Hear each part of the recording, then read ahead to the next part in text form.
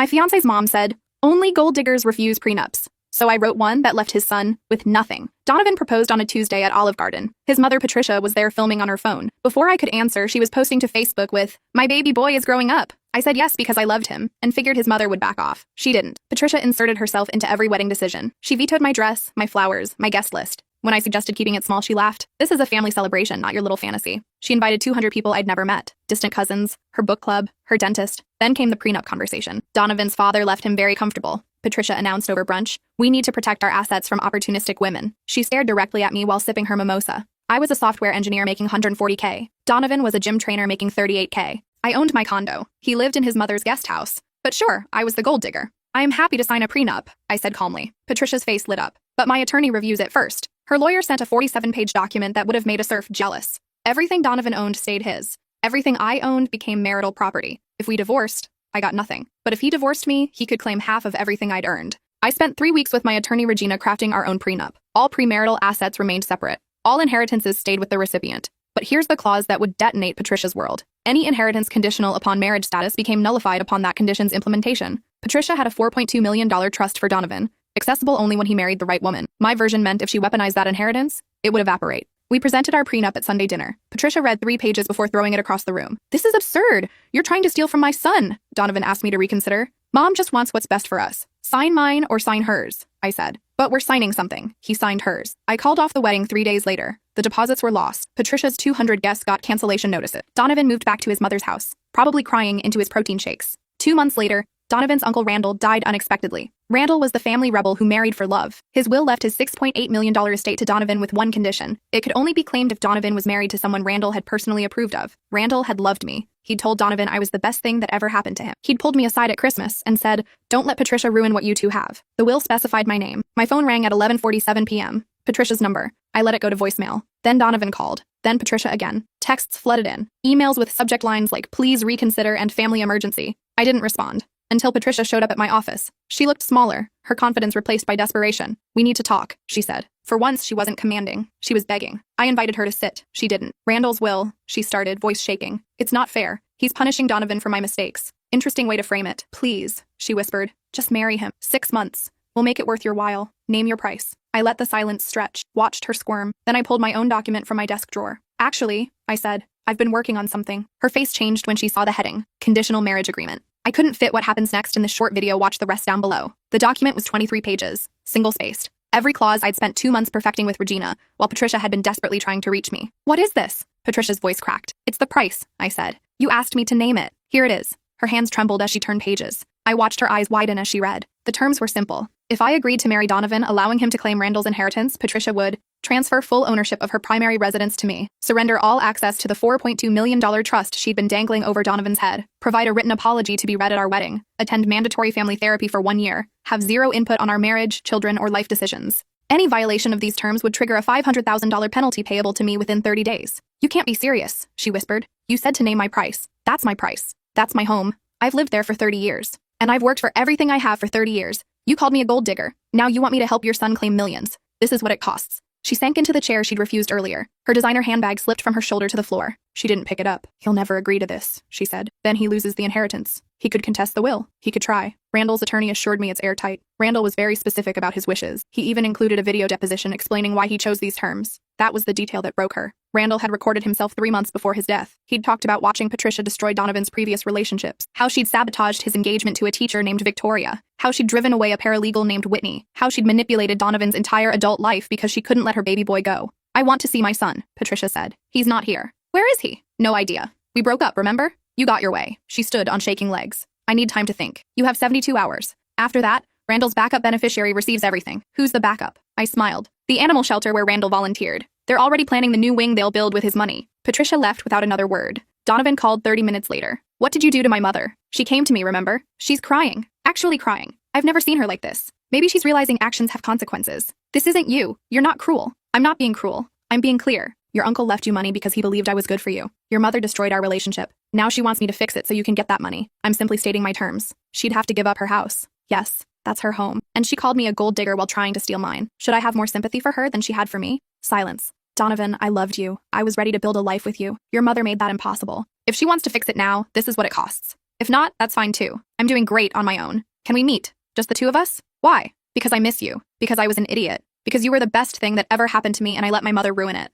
I thought about hanging up, about letting him sit in the mess his mother had created. Coffee, I said. Tomorrow at 3 p.m. That place on 5th Street where we used to go. Thank you. Don't thank me yet. He looked terrible. His gym rat physique hadn't changed, but his eyes were different. Hollow. Like he hadn't slept since the wedding cancellation. You've lost weight, I said. Haven't been eating much. He stirred his coffee without drinking it. I've been thinking about everything. About how it all fell apart. About how you chose your mother over me. I didn't choose her over you. You signed her prenup, Donovan. After reading mine, after seeing how unfair hers was, you chose her. He set down his spoon. You're right. I did. And I've regretted it every single day. That's nice. But regret doesn't change what happened. I know I don't deserve another chance. But Randall's will, it's like he knew. Like he was giving us a second chance. Randall was giving you a second chance. He was protecting his money from your mother's influence. I'm just the insurance policy he built into his plan. It's more than that. He loved you. He told me you were perfect for me. He was right. Donovan reached across the table. I didn't pull away, but I didn't reciprocate either. If we do this, he said, it won't be like before. I'll stand up to her. I'll protect you. You didn't before. I will now. I promise. Your promises don't mean much to me anymore. He flinched. Good. What do I have to do? He asked. What do I have to do to prove I've changed? Move out of your mother's house. Where would I go? Figure it out. You're 32 years old. Get an apartment. Sleep on a friend's couch. I don't care, but you don't get to live in her guest house and pretend you're independent. Okay, done. What else? Therapy. For yourself. Not couples therapy. Individual therapy to figure out why you let your mother control your life. I'll call someone today. And you need to understand something, Donovan. If we do this, if I agree to your mother's plan, this marriage is business. A transaction. Your mother gets to keep her precious son. You get your uncle's money. I get compensated for my time in trouble. His face fell. That's it? Just business? What did you expect? That I'd fall back in love with you because you finally grew a spine? That I'd forget how you betrayed me? No, you destroyed something beautiful, Donovan. You let your mother destroy it. If we do this, we're not recreating what we had. We're not playing house. This is a contract. Nothing more. He was quiet for a long time. If that's what it takes. If that's the only way I can prove to you that I've changed, then okay, it's a deal. You haven't even seen my full terms yet. I don't care. Whatever you and Regina wrote up, I'll sign it. All of it. Your mother has to agree first. She will. I'll make sure of it. How? Because if she doesn't, I lose everything. The inheritance, any chance with you, everything. She knows that. She'll agree because otherwise she loses me for good. I sipped my coffee. It had gone cold. You have 48 hours, I said. After that, the offer expires. We'll do it. I promise. Stop promising things, Donovan. Just do them. Patricia called that evening. Her voice was different. Defeated. I'll sign your agreement, she said. But I need some modifications. No modifications. You sign what I wrote or there's no deal. Please. Just listen. The house was my husband's dream. He picked it out. Designed the garden. It's all I have left of him. You have photographs. Memories. I'm sure you'll manage. Could I at least stay there for 6 months? To find a new place? To say goodbye? I considered it. Regina had advised building in some flexibility for negotiation. Make them think they won something. Fine. 6 months. But you pay rent. Market rate. And if you miss one payment, you're out immediately. Rent? In my own home? My home. That's the deal. She was silent for so long I thought she'd hung up. Okay. She finally whispered. Okay. And the apology. At the wedding. Full church. You read every word I wrote. No improvising. No adding your own spin. How many people will be there? I'm thinking 200. Maybe I'll invite your book club. Your dentist. All those people you invited to our first wedding without asking me. That's cruel. That's symmetry. Fine. I'll do it. I'll do all of it. Just please take care of him. I'm not your son's babysitter, Patricia. He's an adult. He can take care of himself. He loves you. He really does. He has a funny way of showing it. People make mistakes. You're making him pay for mine. No, I'm making you pay for yours. He's paying for his own. We scheduled the wedding for 3 weeks later. Small ceremony. Just witnesses required for Randall's will. No reception. No celebration. Just signatures and legal paperwork. Donovan moved into a studio apartment in a neighborhood his mother would have called transitional. He sent me photos of his new place. Proud of himself for assembling IKEA furniture. For living alone for the first time since college. I didn't respond to the photos. He tried calling every day. I answered once a week. Kept conversations brief, professional. This feels wrong, he said during our final pre-wedding call. Treating this like a business deal. It is a business deal. But we're getting married. We're signing papers that allow you to claim an inheritance. Don't romanticize it. Do you hate me? I thought about it. Honest question deserving an honest answer. No, I said. I don't hate you. I don't feel much of anything for you anymore. That's worse than hate. His silence confirmed he understood. The wedding was on a Thursday afternoon at City Hall. Regina and her paralegal served as witnesses. Patricia sat in the front row wearing black like she was attending a funeral. Maybe she was. The officiant rushed through the ceremony. We'd paid for the basic package. 15 minutes. No music. No decorations. No pretending this was anything other than what it was. You may kiss the bride, the officiant said. Donovan leaned in. I turned my head. His lips brushed my cheek. Patricia's gasp echoed in the small room. After we signed the marriage license, we moved to Regina's office for the rest of the paperwork. Donovan signed his inheritance claim forms. Patricia signed the property transfer documents, her hands shaking so badly she could barely write her name. Then came the apology. Do I have to do this now?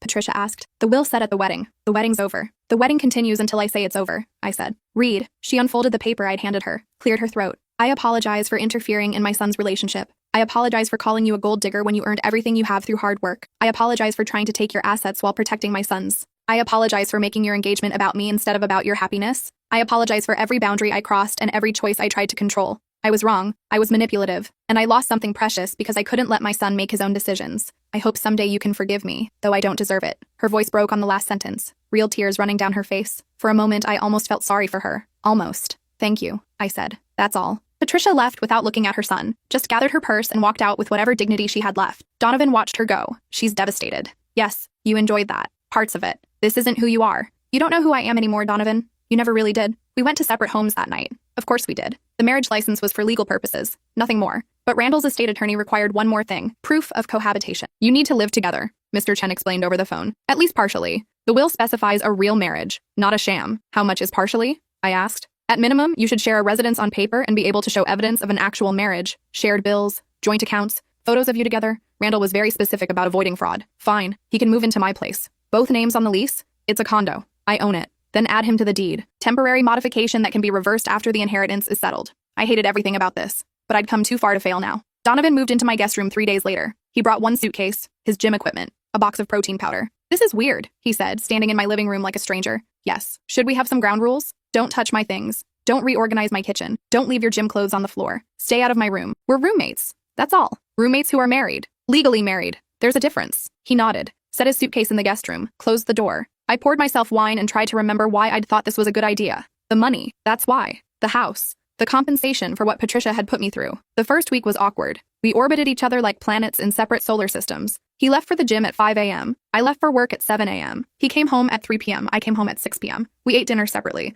watched TV in different rooms, communicated through notes on the refrigerator. Out of milk. D. Bought more, please replace what you use. Me. But Mr. Chen called again. I need evidence of a real marriage. Photos of you two together. Social media posts. Something showing this isn't just a legal arrangement. Why? The will doesn't specify romance. No, but it specifies authenticity. Randall's other beneficiaries are watching closely. They're looking for any excuse to contest this will. Don't give them ammunition. So we started the charade. Dinner together twice a week. Photos at restaurants. A joint Instagram account showing our married life. Donovan cooking breakfast. Me laughing at something he said. Both of us pretending we were building something real. The comments rolled in. You two are so cute. Relationship goals. So glad you worked things out. Patricia never commented, but I knew she watched. Every post. Every photo. Week 3 of our arrangement, Donovan made lasagna. Not from a box. Real lasagna with layers and fresh pasta and a sauce he'd simmered for hours. When did you learn to cook? I asked. I've been taking classes. Needed something to do besides the gym. It's good. Thanks. We ate in silence. But it was different than before. Less hostile. More comfortable. Can I ask you something? He said. Depends. Do you think there's any chance for us? Real us. Not this arrangement. No. Not even eventually? Donovan, you showed me exactly who you are. When it mattered most, you chose your mother. That's not something I can forget. People change. Some do. Most don't. I'm not living in her house anymore. I'm in therapy. I'm doing everything you asked. You're doing what you have to do to get your inheritance. Let's not pretend it's personal growth. He set down his fork. That's not fair. None of this is fair. But it's what we're doing. I miss you, he said quietly. The real you. The woman who used to laugh at my stupid jokes. Who'd stay up late talking about nothing. Who made me feel like I could be better than I was. That woman trusted you. You destroyed that trust. I know. Then stop asking for what you can't have. He cleared the dishes without another word. That night, I heard him crying through the wall between our rooms. Soft sounds he tried to muffle with his pillow. I turned up my TV volume and tried not to care. Month 2, Patricia called me. First time since the wedding. Thank you, she said. For what? The 6 months. The grace period. I found a condo. I'm moving next week. Good. Can I ask you something? You can ask. Are you making him happy? That's not my job. He's my son. I need to know he's okay. He's fine. He's an adult living his life, same as everyone else. He sounds sad when I talk to him. Maybe he's learning what consequences feel like. You're punishing him for my mistakes. I'm treating him exactly how he treated me, with emotional distance and contractual obligations. If that hurts, maybe he shouldn't have agreed to it. He agreed because he loves you. He agreed because he wants $6.8 million. Let's be honest about motivations here. She was quiet for a moment. I was wrong about you. I thought you were weak, some girl who'd gotten lucky with a good job. But you're not weak at all. No, I'm not. I'm sorry. I know I said it at the wedding, but I mean it. I'm genuinely sorry. Apology noted. Will you ever forgive me? I don't know. Ask me in a few years. Fair enough. She hung up. I stared at my phone, wondering if that conversation had been real or another manipulation. With Patricia, you could never be sure. The inheritance cleared 6 weeks after the wedding. $6.8 million deposited into an account Donovan had set up with both our names. Per Randall's instructions. Per Mr. Chen's requirements. Donovan stared at his phone, showing the bank balance. It's real. It's actually here. Yes. We're millionaires. You're a millionaire. I'm just married to you. Half of this is yours. That's what Randall wanted. I don't want your uncle's money. He specified both of us. He knew you'd take care of it properly. Take care of what? Of me. Of making sure I don't waste it. I laughed. Couldn't help it. Is that what I'm doing? Taking care of you? Isn't it? I'm fulfilling a contract, Donovan. Nothing more. Regina drew up the transfer papers, he said, ignoring my response. Half goes into your accounts. Your name only, completely separate from me. What? $3.4 million? That's your share. For helping with this. For dealing with my mother. For everything. That wasn't the deal. It's what Uncle Randall wanted. It's what I want. He showed me the paperwork. Regina's firm logo at the top. Transfer documents giving me full ownership of half the inheritance. Why would you do this? I asked. Because it's right. Because you earned it. Because maybe if I prove I'm serious about changing, you'll give me a real chance. Don't do this as a bribe. I'm not. I'm doing it because it's fair. You've been taking care of everything. The legal stuff, dealing with my mother, managing this whole situation. You deserve half. I deserve Patricia's house. That was the agreement. You got that too. This is separate. This is Uncle Randall taking care of both of us. I looked at the numbers. 3.4 million. More money than I'd make in 15 years at my current job. Financial independence. True freedom from ever needing anyone. Okay, I said. I'll sign. His face lit up. Really? Don't make it weird. This doesn't change anything between us. Right, of course not. But something had shifted. Some tiny crack in the wall I'd built. 2 weeks later, we got the call from Patricia's real estate agent. The house had appraised at $1.3 million higher than expected. The rental market analysis showed I could get $4,500 per month if I wanted to lease it instead of living there. What are you going to do with it? Donovan asked. Haven't decided. My mother loved that house. So maybe you could consider letting her rent it, long-term, instead of a stranger. She had 6 months. She moved out. To a one-bedroom condo that's a quarter the size. She's miserable. That's not my problem. Isn't it though? You got what you wanted. You proved your point. She apologized. She lost her home. How much more does she need to suffer? I'm not making her suffer. I'm just not going out of my way to make her comfortable. She's my mother. And she tried to rob me in a prenup. Forgive me if I'm not rushing to be her landlord. He didn't bring it up again, but I saw him on the phone with his mother more often. Heard him telling her it would be okay. That he'd figure something out. Month 4 of our arrangement, I came home to find him cooking again. Grilled salmon with roasted vegetables. A bottle of wine breathing on the counter. What's this? I asked. Dinner. I thought we could eat together. Actually eat together, not just for photos. Why? Because I'm tired of eating alone. Because you're here anyway. Because maybe we could try being friends. Friends? Roommates who like each other. Is that so impossible? I thought about refusing. About taking my plate to my room and maintaining the boundary I'd established. But I was tired. Tired of the anger. Tired of the walls. Tired of treating someone I lived with like an enemy. Fine, I said. But this doesn't mean anything. Wouldn't dream of it. We ate dinner. Talked about work. About the new coffee shop that opened down the street.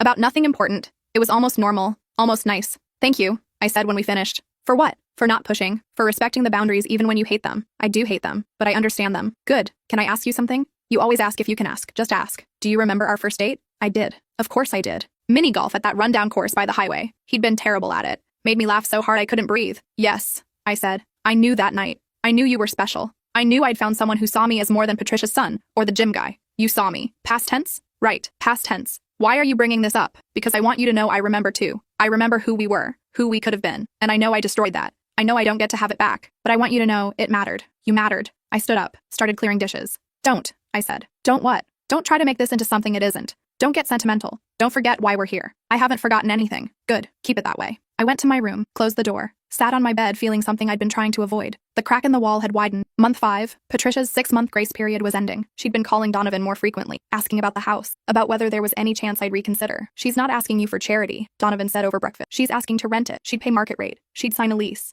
Everything by the book. No, why not? Because it's mine. I get to decide who lives there. And you've decided no family? I've decided I don't trust your mother. The second I give her any access to that house, she'll start acting like it's still hers. She'll start redecorating, making decisions, trying to reclaim what she lost. You don't know that. I know her. She hasn't changed. She's just scared right now. Scared of losing you. Once she feels secure again, she'll go right back to controlling everything. People can change. Can they? Have you changed, Donovan? I think so. Prove it. How? Stop advocating for your mother. Stop trying to fix things between us. Stop expecting me to forget what happened just because some time has passed. I'm not expecting you to forget. Then what are you expecting? I don't know. Maybe I'm just hoping you'll see I'm trying. That I'm not the same person who signed that prenup. Trying isn't the same as succeeding. What would success look like to you? I thought about it. Really thought about it. I don't know. I admitted. Maybe that's the problem. Regina called the next day. We need to talk about the house. What about it? You have 3 options. Sell it, rent it, or live in it. But you can't just let it sit empty. The HOA is filing complaints. The property value affects the whole neighborhood. Fine, I'll rent it. To who? I'll hire a property management company. They can find tenants. Your mother-in-law is offering top dollar. A 3-year lease, first and last month up front. She's a known quantity. Whose side are you on? Yours. Always yours. But I'm also a realist. She's offering $5,000 per month for a 3-year lease. That's $180,000 guaranteed. No vacancies, no risk, except the risk of her making my life miserable. That's what the lease is for. Clear boundaries, written rules, legal recourse if she violates terms. I hated that Regina made sense. I'll think about it. Think fast. The HOA fine increases every week. I didn't want to give Patricia what she wanted, but I also didn't want to be stupid. $180,000 over 3 years. More if I could negotiate up to $5,500 per month. Financial decisions shouldn't be emotional. Fine, I told Donovan that night. Your mother can rent the house, but I want $5,500 per month, 3-year lease. Any damage comes out of her security deposit. Any complaints to HOA, she's out immediately. And I want it all in writing. His face transformed, pure joy. Really? You mean it? Don't make me regret this. I won't. She won't. I promise. Stop promising things. Just make sure she understands the terms. He called his mother right then. I heard her crying through the phone, thanking him, thanking God. Not thanking me, I noticed. The lease signing was awkward. Patricia sat across from me at Regina's office, trying to look humble. Thank you, she said when we finished. I know you didn't have to do this. You're right, I didn't. I won't let you down. You'll pay rent on time. You'll maintain the property. You'll follow the rules. That's not about letting me down. That's about basic tenancy. Of course. And Patricia, this doesn't mean we're friends. This doesn't mean you're forgiven. This is business. Nothing more. I understand. But her eyes said she didn't understand at all. She thought this was an olive branch, a sign that I was softening. I wasn't. Month 6, something changed in Donovan. He came home from therapy looking different, lighter. What happened? I asked. I told Dr. Rivers about us, about the real situation, about how this isn't a real marriage. And she asked me why I was okay with that, why I was accepting crumbs when I wanted the whole meal. What did you say? That I didn't deserve the whole meal, that I'd screwed up too badly. And she disagreed? She said I was punishing myself, that I was letting you punish me, that we were both trapped in this cycle of revenge and resentment. Sounds like she doesn't understand the situation. Maybe. Or maybe she sees it more clearly than we do. I didn't like where this was going. What are you saying, Donovan? I'm saying this isn't working. This arrangement. This pretending. My chest tightened. The inheritance cleared. The house is rented. What's the problem? The problem is I can't do this anymore. I can't live with you and pretend I don't still love you. I can't share meals and watch TV together and act like my heart isn't breaking every time you treat me like a stranger. That was the deal. I know, and I agreed to it. But Dr. Rivers is right. I'm worth more than this. And so are you. Don't tell me what I'm worth. Someone should. Because you're punishing yourself too. You're so focused on making sure I pay for what I did that you're not letting yourself move on. I have moved on. I have millions of dollars. I have property. I have freedom. But you're not happy. So maybe that matters. Maybe being right and being happy aren't the same thing. I stood up. I'm not doing this. I'm not having some therapeutic breakthrough because your therapist thinks we should kiss and make up. I'm not saying that. I'm just saying maybe we should end this arrangement. Maybe we should get divorced. Let you actually move on instead of being stuck in this weird limbo. You want a divorce? I want you to be happy. If that means divorcing me and never seeing me again, then yes, I want that. It was the first selfless thing he'd said in our entire arrangement, and I hated him for it. Fine, I said. Let's do it. Let's end this. Okay.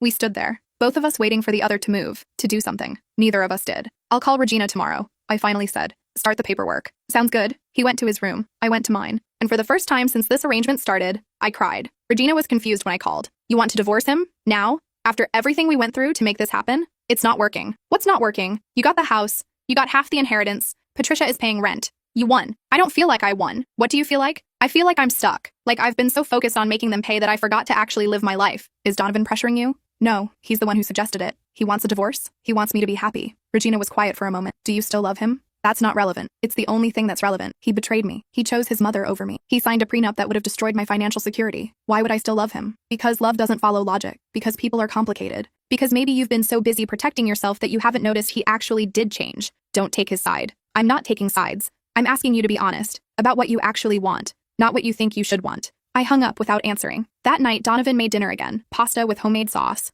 garlic bread, a salad with that dressing I liked. You don't have to keep cooking, I said. I like cooking. It helps me think. About what? About everything. About how we got here. About what happens next. We ate in silence for a while. Can I tell you something? He asked. What? Moving out of my mother's house was the best thing I ever did. Not because of the inheritance. Not because of you, but because I finally had to figure out who I was without her voice in my head. And who are you? I'm still figuring that out. But I'm not the guy who signed that prenup. I'm not the guy who let his mother control his life. That guy is gone. People don't change that fast. They do when they lose everything. When I lost you, I lost the person who made me want to be better. That woke me up. That's manipulation. It's truth. I'm not asking you to forgive me. I'm not asking for another chance. I'm just telling you what happened. You deserve to know the effect you had. Past tense again. Is it? Past tense? I looked at him, really looked at him. The gym trainer who'd proposed at Olive Garden while his mother filmed. The man who'd chosen his inheritance over our relationship. But also the man who'd given me half his uncle's money. Who'd been cooking dinner and respecting boundaries. Who'd suggested divorce because he wanted me to be happy. I don't know, I admitted. That's more honest than anything you've said in months. Don't push it. Wouldn't dream of it. But he smiled, and I caught myself smiling back. The crack had become a canyon. That night, I couldn't sleep. Kept thinking about Donovan's question. About whether past tense was accurate. About whether I'd been so committed to my revenge that I'd missed what was actually happening. He'd changed. Slowly, quietly. Without asking for credit or demanding recognition. He'd just changed. And I'd been too stubborn to notice. At 2 a.m., I got up, walked to his room, knocked softly. Come in. He was awake too, sitting up in bed with a book. Can't sleep? He asked. No, me neither. Can I ask you something? Anything. Why did you really suggest the divorce? He set down his book. Because I was tired of watching you torture yourself. Tired of being the instrument of your torture. I'm not torturing myself. Aren't you? You have everything you wanted. money, property, justice, but you're miserable. I'm fine. You're not fine. You're trapped in this performance of being fine, of being strong and unforgiving and in control. But that's not who you really are. You don't know who I really am. I do, though. I remember. The woman who laughed at my terrible jokes, who stayed up late talking about our dreams, who believed people could be better than they were. That woman is still in there somewhere. That woman was naive. She trusted the wrong person. She trusted someone who wasn't ready. But maybe he is now. I sat on the edge of his bed. This is a bad idea. What is? Whatever this is. This conversation. This moment. Probably. We should stop. Probably. Neither of us moved. I'm scared. I whispered. Of what? Of getting hurt again. Of trusting you and having you choose her over me again. I won't. I promise. He stopped himself. I won't. I can't promise. But I can tell you that I've spent 6 months proving it. Not with words, with actions. And I'll spend the next 6 months doing the same. And the next 6 after that. However long it takes. That sounds exhausting. Loving someone usually is. Is that what this is? Love? I never stopped loving you. Not for a single day. That's the problem. Love isn't enough. Love didn't protect me from your mother. Love didn't stop you from signing that prenup. You're right. Love isn't enough. But love plus accountability is. Love plus change is. Love plus proving every single day that I'm worth trusting again is. I wanted to believe him, wanted to let down the walls I'd built so carefully. But walls don't come down easily. Not when they've been reinforced with anger and hurt and betrayal. I need time, I said. Take all the time you need. I mean it. I'm not promising anything. I know. This might not work. I know that too. I stood up. Good night, Donovan. Good night. I was halfway to the door when I turned back. Thank you, I said. For what? For changing. Even if I never acknowledge it. Even if I never let it matter. Thank you for becoming someone worth trusting. You're welcome. I went back to my room, but something had shifted. The walls were still there, but they had a door now. Week 1 of whatever this new phase was. Donovan and I fell into a different rhythm, still sleeping in separate rooms, still maintaining most of our boundaries, but softer somehow, more gentle with each other. We started having coffee together in the morning, started watching TV together at night, started existing in the same space without the constant tension. This is weird, I said one evening. What is? This, us, getting along. Is it though? Or is it just what we should have been doing all along? Don't get philosophical. Too late. Therapy made me philosophical. How's that going, by the way? The therapy? Good. Hard. I'm realizing how much my mother's voice has been running my whole life. Every decision, every relationship. She's been there, narrating everything. And now? Now I'm learning to turn down the volume, to hear my own voice instead. What's your voice saying? That I'm proud of myself, that I'm doing the work, that I'm becoming someone I actually like. That's good. What about you? Are you in therapy? No. Maybe you should be. Why? Because you went through something traumatic. My mother tried to financially abuse you. I betrayed you. You've been carrying that alone. I'm fine. Are you though? I thought about it.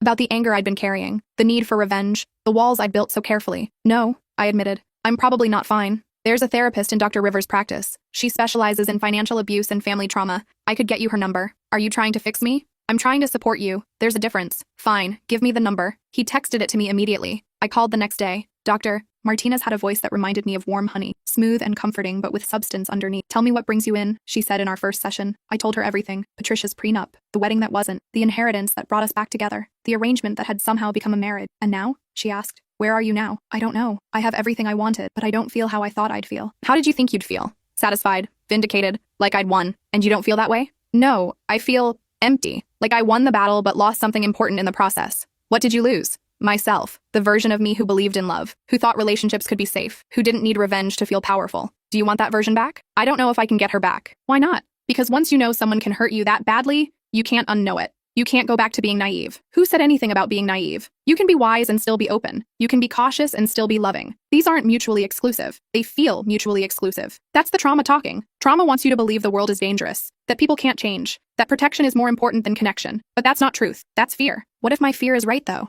What if I let him back in and he hurts me again? Then you'll survive it, just like you survived it before. But what if you don't let him in and you miss out on something beautiful because you were too scared to try? I didn't have an answer for that. Month 7, Patricia's first rent payment came through. Exactly on time. $5,500 deposited into my account. She sent a text with it. Thank you again for this opportunity. The house is being well maintained. I didn't respond, but Donovan noticed. She's trying. She's paying what she owes. That's not trying. That's basic responsibility. You're right. But she's also respecting boundaries. Not calling you. Not showing up unannounced. That's new for her. 1 month doesn't prove anything. No, but it's a start. I wasn't ready to give Patricia credit yet. Maybe I never would be. Some betrayals leave permanent scars. But I could acknowledge the rent payment, the maintained boundaries, the lack of manipulation. For now, that was enough. Week 2 of therapy, Dr. Martinez asked about my parents. What do they think about all this? They don't know most of it. Why not? Because they'd tell me to forgive him, to give him another chance, to be the bigger person. And you don't want to be the bigger person? I'm tired of being the bigger person. I'm tired of women having to forgive and forget while men get to make the same mistakes over and over. Is that what you think would happen?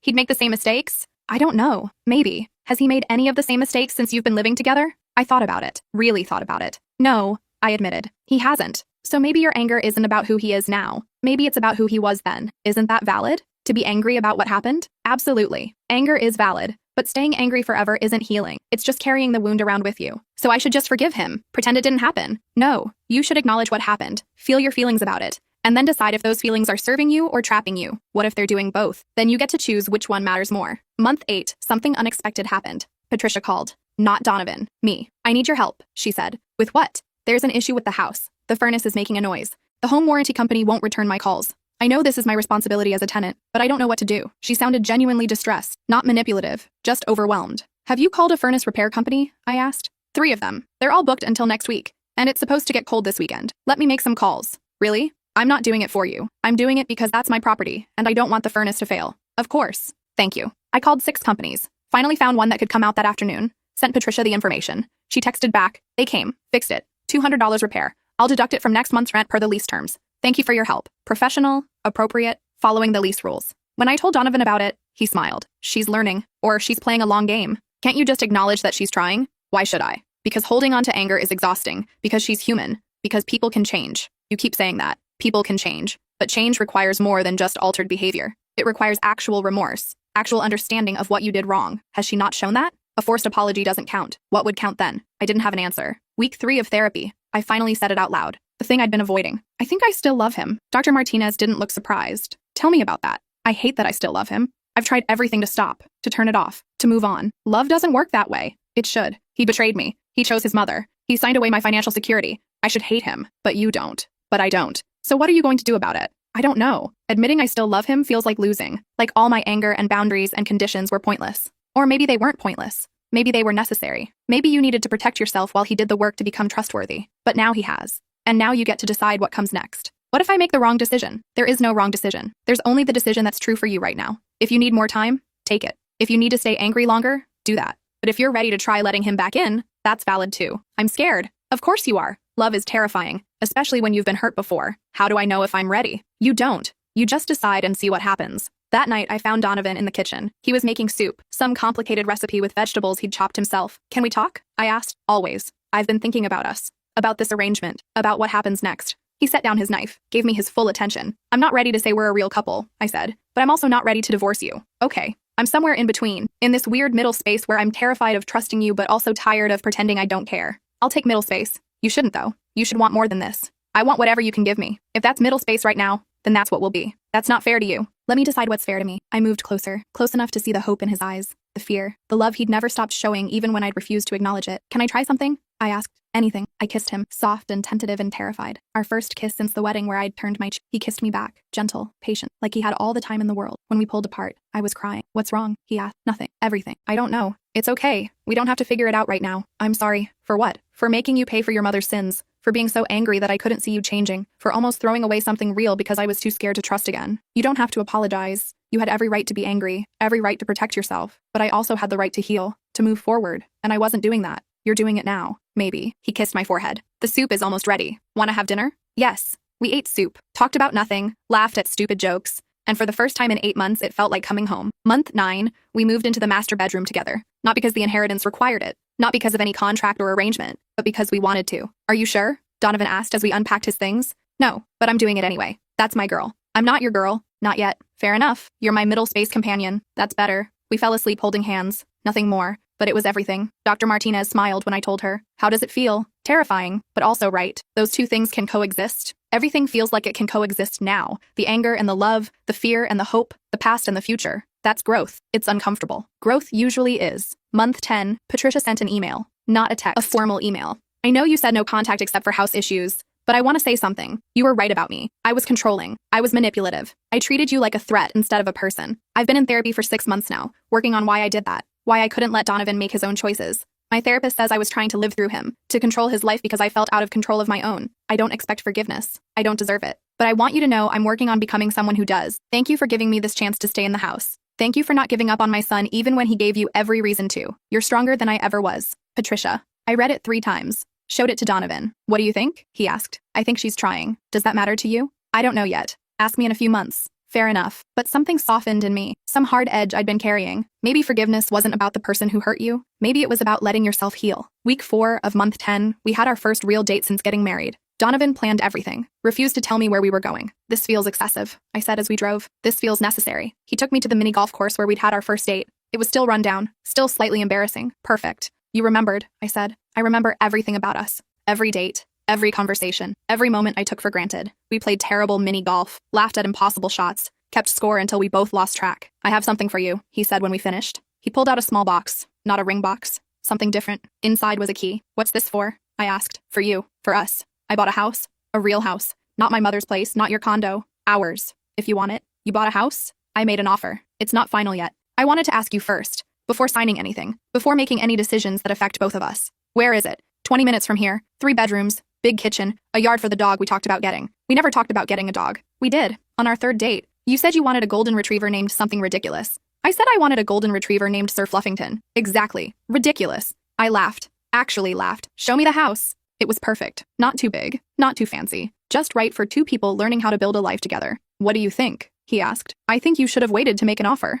But what do you think about the house? I think Sir Fluffington will love it. So that's a yes? That's a yes. He picked me up and spun me around. Like we were in some romantic movie. Like we were starting over. Maybe we were. Month 11. We closed on the house. Moved in together. Actually together this time. Patricia sent a housewarming gift. A set of kitchen knives with a note. For building your new life. With love and hope. Mom. She called herself Mom, I said. Is that okay? Donovan asked. I don't know. Maybe someday. We hung the note on the fridge, next to our grocery lists and silly magnets and photos of us being happy. Dr. Martinez asked about the future in our next session. What does happily ever after look like for you? I don't think there is a happily ever after, I said. I think there's just choosing each other every day, working through hard things, building trust slowly. That sounds healthy. It sounds exhausting. Growth usually is. You keep saying that. Because it keeps being true. Year 1 anniversary of our weird business arrangement marriage. Donovan made reservations at Olive Garden. You're kidding, I said when I realized where we were going. I'm not kidding. This is where it started, where I proposed with my mother filming, where everything went wrong. And you want to go back? I want to rewrite the memory, make new ones. The hostess seated us at a different table.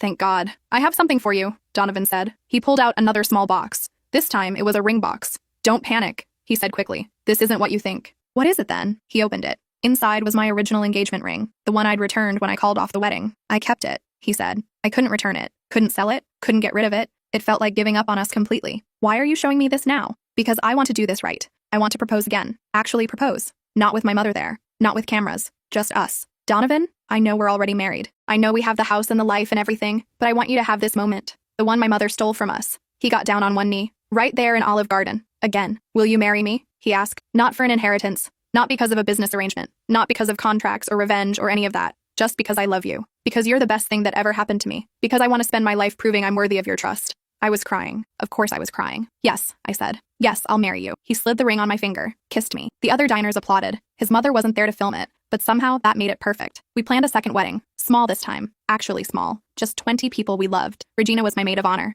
I can't believe we're doing this again, she said. Neither can I. Are you happy? Yes. Terrified and confused and probably making a mistake. But yes, happy. That's all that matters. Patricia asked if she could come. I understand if you say no, but I'd like to be there. To support you both. I thought about it for 3 days. Yes, I finally said. But you sit in the back, and you don't make a speech, and you don't try to control anything. I understand. Thank you. The wedding was on a Saturday. Outside in a garden. No Olive Garden this time. Donovan cried when he saw me. You're beautiful. You're sappy. I'm in love. Same thing. We wrote our own vows this time. Real ones. I promise to choose you, Donovan said. Every single day. Even when it's hard. Even when my mother has opinions. Even when I'm scared or confused or messing up. I promise to be worthy of your trust. To prove it with actions, not words. To be the partner you deserve. My turn. I promise to let you choose me. To believe you when you say you've changed. To forgive you even when it's hard. To build a life with you instead of a fortress against you. I promise to try. Every day. Even when I'm scared. We kissed. Again. For real this time. Patricia watched from the back row, crying quietly. After the ceremony, she approached carefully. May I say something?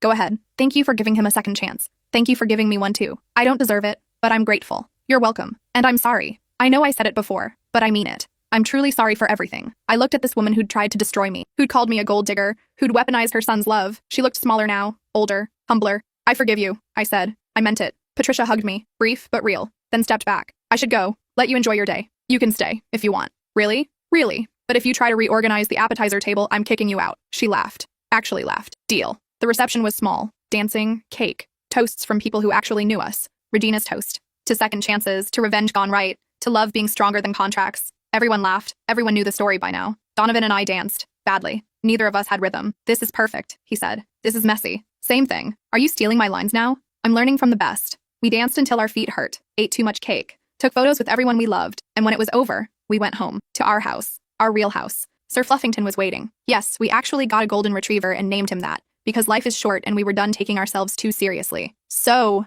Donovan said as we collapsed on the couch, how does it feel to be married? Again? Different this time. Better different? Yes, better different. I love you. I know. That's it? I love you, and you say I know? What do you want me to say? I don't know. Maybe that you love me too? I pretended to think about it. Fine. I love you too. Was that so hard? Excruciating. He kissed me. Sir Fluffington jumped on us, tail wagging, destroying the moment. This is our life now, I said. Big house, ridiculous dog, mother-in-law who pays rent on time. Don't forget the millions of dollars. Right, the millions of dollars we got from pretending to be married. Joke's on everyone. We were actually falling in love the whole time. Joke's on us. We went through all that drama for something we could have had from the beginning. Worth it though. Worth it. Epilogue. 1 year later. Patricia's lease was ending. She called to ask about renewing. I'd like to stay, she said. If that's acceptable. I have a different proposal, I said. Okay? The house is yours. No more rent. No more lease. I'm signing it back over to you. Silence. What? Why? Because it was always your home. Because you've respected every boundary. Because I don't need it anymore. I have my own home now. I can't accept that. You can, and you will. Consider it a wedding gift. From our second wedding, she cried. Of course she cried. Thank you, she managed. Thank you for everything. You're welcome. Can I ask you something? Sure. Why did you really do this? The whole arrangement, the revenge, making me suffer. Because I needed you to understand what you tried to do to me, how it felt to be attacked by someone who was supposed to be family. And do I understand? I think so, yes. I'm sorry for all of it. I know, that's why you're getting your house back. We hung up. Donovan found me on the back porch. Did you really give her the house? Yes. Why? Because I don't need it anymore. Because holding on to anger was exhausting. Because revenge is satisfying but forgiveness is freeing. You've gotten philosophical. Therapy will do that to you. I'm proud of you. For what? For being brave enough to let it go. I'm not sure it's brave. Maybe it's just being tired of carrying the weight. Either way, I'm proud. Sir Fluffington bounded over, dropped a tennis ball at our feet. He wants to play, Donovan said. He always wants to play. Should we? We should. We played fetch until the sun went down, until Sir Fluffington was exhausted, until we were laughing and sweaty and happy. This is nice, I said. This is everything. Don't get sappy on me. Too late. I'm terminally sappy now. Therapy also did that to you. Probably. We went inside, made dinner together, fought over whether pineapple belongs on pizza. It doesn't, by the way. Donovan is wrong about this. But I love him anyway. That's how you know it's real. When you can disagree about pizza and still choose each other, when revenge turns into forgiveness, when hurt turns into healing, when a business arrangement turns into actually forever. Patricia calls sometimes, usually to tell me about some home improvement project, sometimes just to chat. We're not best friends. We'll never be best friends. But we're something. Family, maybe. The complicated kind you choose instead of the kind you're born into. Donovan still goes to therapy. I do too. We go together sometimes. Dr. Martinez says we're her favorite success story. You two did the work. Actually did it. Most people just talk about changing. We didn't have a choice, I tell her. Everyone has a choice. You chose to try. That matters. The inheritance money sits in accounts we barely touch. We're saving most of it. Some for the future, some for the golden retriever sanctuary we're planning to open in Randall's name, because he gave us this second chance. This weird, complicated, perfect second chance. And we're not going to waste it. Every morning, Donovan makes coffee. I make breakfast. Sir Fluffington begs for scraps. Every evening, we walk around the neighborhood, talk about our days, plan our tomorrows. Every night, we fall asleep holding hands, grateful for second chances, for mistakes that teach us, for love that survives even when it shouldn't. Patricia was wrong about one thing. I'm not a gold digger, but I did dig deep. Into my anger, into my fear, into my capacity for forgiveness. And I found something better than gold. I found myself again, the version who believes in love even after betrayal, who trusts even after being hurt, who chooses hope even when fear feels safer. That's worth more than any inheritance, any prenup, any revenge scheme. That's worth everything. 2 years after that first proposal at Olive Garden, we're hosting Thanksgiving. Patricia is bringing pie. Regina is bringing wine. Sir Fluffington is bringing chaos. Are you ready for this? Donovan asks as we set the table. Ready for your mother to critique my turkey? She won't. She definitely will. Okay, she might, but gently. That's progress, I guess. The doorbell rings. Patricia arrives with 3 pies and a smile. I brought options, she says. I wasn't sure what everyone likes. This is great, thank you. She hugs me. Real hug. Not awkward anymore. Can I help with anything? You can keep Sir Fluffington from stealing appetizers. I'm on it. We eat too much food, laugh at bad jokes, take photos that will go on our walls, and somewhere between the turkey and the pie, I realize something. This is it. This is the happily ever after I didn't think existed. Not perfect, not without complications, but real, messy and beautiful and ours. Patricia catches me smiling. What are you thinking about? Just that I'm grateful for all of it, even the hard parts. The hard parts especially, she says. Those are what taught us. When did you get wise? Therapy and losing everything. That'll make you wise real quick. We laugh. Donovan wraps his arm around me. Speech time. Everyone say what they're grateful for. Regina goes first. I'm grateful for clients who make my job interesting, and for revenge schemes that somehow turn into love stories. Patricia goes next. I'm grateful for second chances, for daughters-in-law who are strong enough to put me in my place, for learning that control isn't love. My turn. I'm grateful for the courage to demand what I deserved, for learning that forgiveness isn't weakness, for finding my way back to love after almost losing it forever. Donovan goes last. I'm grateful for Uncle Randall's wisdom, for a woman who loved me enough to hold me accountable, for learning that real love requires real change. Sir Fluffington barks. We all laugh. I think he's grateful for table scraps, Patricia says. Aren't we all? Regina adds. The evening winds down. Dishes get washed. Leftovers get packed. Hugs get exchanged. Patricia leaves last, stops at the door. Thank you, she says, for letting me be part of this, part of your family. You were always part of it, I say. We just had to figure out how. I love you both. We love you too. She drives away. Donovan and I stand in the doorway watching her go. Did we just tell my mother we love her? He asks. I think we did. Character growth. So much character growth. We close the door, clean the kitchen, collapse on the couch with Sir Fluffington between us. Best Thanksgiving ever, Donovan says. You say that every year, because it's true every year. Each one gets better. That's sappy. I'm a sappy man now. You knew this when you married me. Twice. I did know that. Both times. He kisses my forehead. Love you. Love you too. Sir Fluffington sighs contentedly, like he knows we're home. Actually home. And we are. Not in a house, not in a city, but in each other. In this messy, complicated, beautiful life we built from the ruins of what almost was, Patricia tried to destroy us with her prenup. Instead, she gave us the chance to destroy our own illusions, to rebuild something real. Donovan chose his mother over me, then chose himself, then chose us. I chose revenge, then chose healing, then chose love, and somehow, impossibly, it all worked out. Not the way anyone planned, not the way anyone expected, but perfectly imperfect in all the right ways.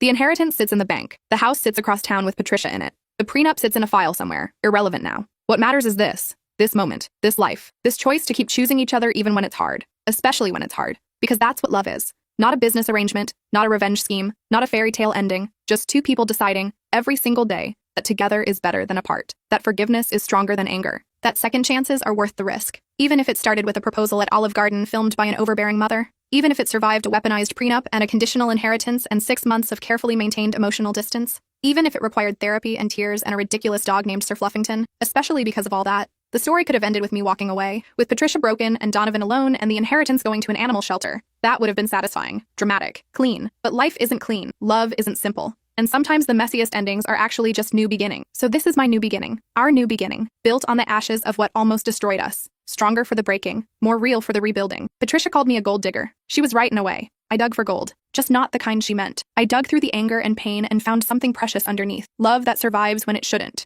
Trust rebuilt from ruins. Family chosen instead of forced. That's worth more than $6.8 million. Worth more than houses and prenups and perfectly planned revenge. That's worth everything. And that's how a prenup that left his son with nothing ended up giving us everything that matters. Not money, not property, not victory, just this. Just us. Just now. Just love finally. I didn't follow my husband's family tradition, and now his mother is telling him to divorce me. The tradition? Every woman in the Thornwell family had to hand embroider a quilt during her engagement. Not just any quilt, a specific pattern passed down for 6 generations, with 847 individual stitches that took most women 8 to 10 months to complete. My mother-in-law, Patricia, had done it, her mother before her. Even Devon's ex-girlfriend had started one before they broke up, though she never finished it. When Devon proposed, Patricia presented me with the fabric and pattern book like it was the Hope Diamond. You'll start tomorrow, she said, not asked. Told. I was working 60-hour weeks as a surgical resident. I had exactly 4 free hours per week, which I used to sleep, eat, and occasionally shower. The idea of spending those precious hours embroidering seemed insane. I don't think I'll have time, I said carefully. Patricia's face went cold. You'll make time. Every Thornwell bride does. I tried. I really did. For 3 weeks, I sat with that fabric, stabbing my fingers until they bled, producing crooked stitches that looked like a drunk spider's web. Finally, I told Devon I couldn't do it. I loved him, but I wasn't sacrificing my residency for decorative bedding. He said he understood. We got married anyway, with Patricia glaring from the front row.